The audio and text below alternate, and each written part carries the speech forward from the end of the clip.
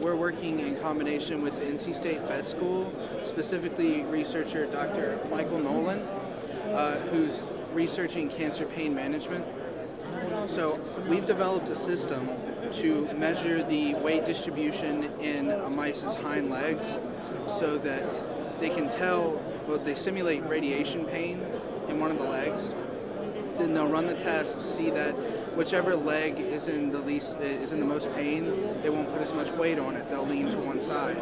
Then eventually, once the research goes far enough, they'll start testing cancer pain drugs and hopefully see the weight distribution even out. So we developed this enclosure right here. So specifically, he was in charge of that. Yes.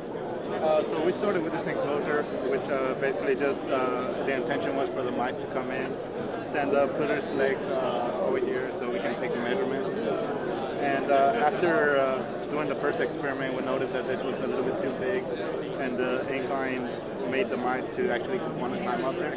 So we modified this enclosure, and then we came up with this one. This one was a little bit thinner, and it didn't allow them to climb up the incline. And this one worked pretty well, except that the mice would actually want to climb on the sides. So it was trying to go up. And we made a couple modifications with another enclosure, which we don't have at this time. But we solved all these issues that we have on this enclosure right here with a new Patent pending. Yes. So we couldn't bring it here. Getting them to stand where we wanted to, not move around, was very difficult. And as you can see, we moved through multiple prototypes of the enclosure, just accounting for what they would do. And every time, it seemed like there's some other crazy behavior aspect that they'd get into. We think our last enclosure addresses most of the issues pretty well, so we were able to overcome it.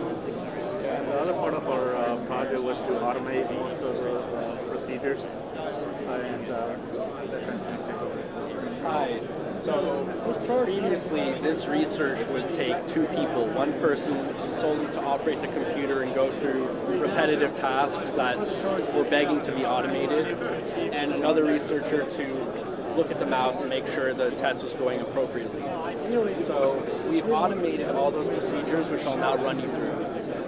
To start a test, first we have to calibrate and then arm the device. For this experimental demonstration, I'll show you our enclosure, which uses a force plate on the bottom in operation. So to begin, I'll press this foot pedal, and I'll enter in the name of our scan session. For this example, I'll enter in a random number combination. And when I hit enter, it will resume. Here's a reminder that if you were performing a bite test, that you have to hold the bite instrument in a proper position for calibration, but we don't have to do that this time. So now we've completed the calibration and arming procedure. The mouse will then crawl into our enclosure, and then as soon as we see the appropriate behavior, I'll start recording the data. On this graph, the green line represents the right foot, and the red line represents the left foot. As you can see, the mouse is putting more weight on its right foot. As soon as we're done collecting data, I'll press the foot pedal again, and we'll automate the exportation of it. While this is going on, an error occurred. Actually, no, it's working.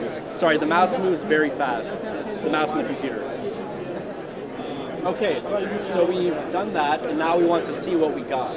So I'll press another foot pedal, and our GUI will open. And here, pertinent research information that the user would like to know is displayed. So we can see here that the right foot had more weight on it than the left foot, and 64% of the overall weight was put on the right foot. Here we also have a file browser where you can go through past data and analyze it. All analyzed data that you see in the GUI is also exported to a text file, which I'll now show you. On your desktop, I'll just open a random text file in our analysis folder. And you can now send this file along with the original Excel data to another researcher if they so wish. And that's it.